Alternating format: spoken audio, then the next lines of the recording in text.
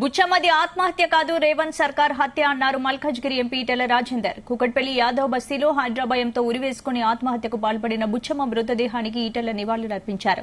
హైదరాబాద్ లో పట్టాలు పొందిన వారు భయంతో బిక్కుబిక్కుమంటూ బతుకుతున్నారన్నారు. మూసీ పరివాహక ప్రాంతంలో 50 ఏళ్ల క్రితం కట్టుకున్న ఇళ్లను ఖాళీ చేయాలంటూ అధికారులు వేధిస్తున్నారని మండిపడ్డారు.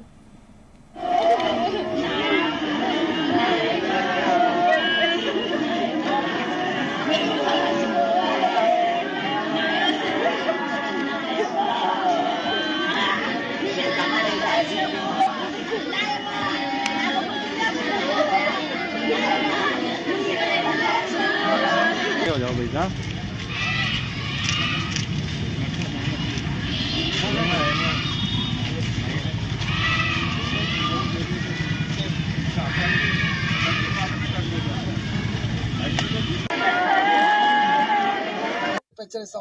నాకు అనిపిస్తా ఉంది రేవంత్ రెడ్డిని చూస్తే సంజయ్ గాంధీ గారు గుర్తొస్తున్నాడు.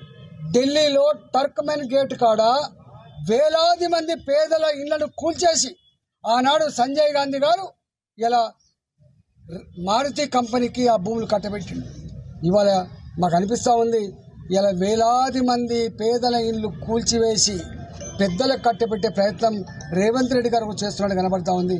ఇలా మూసి ప్రక్షాళన అంటే మేము అనుకున్నాం వరదలు రాకుండా ప్రక్షాళన చేస్తారని అనుకున్నాం, మురికి లేనటువంటి మంచి నదిని చేస్తారని అనుకున్నాం.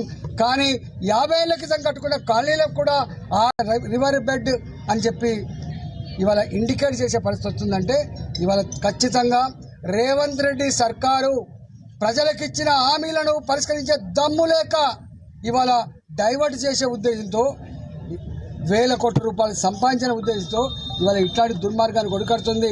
మేధావులారా ఇవాళ నిన్న దాకా గొప్ప పని చేస్తున్నారని చెప్పి భావించేటువంటి మీ రకరకాల పర్యావరణవేత్తలారా ఆలోచన చేయమని చెప్పి కోరుతా ఉన్నా. ఖచ్చితంగా భారతీయ జనతా పార్టీ ఆ బాధితులకు అండగా ఉంటుంది.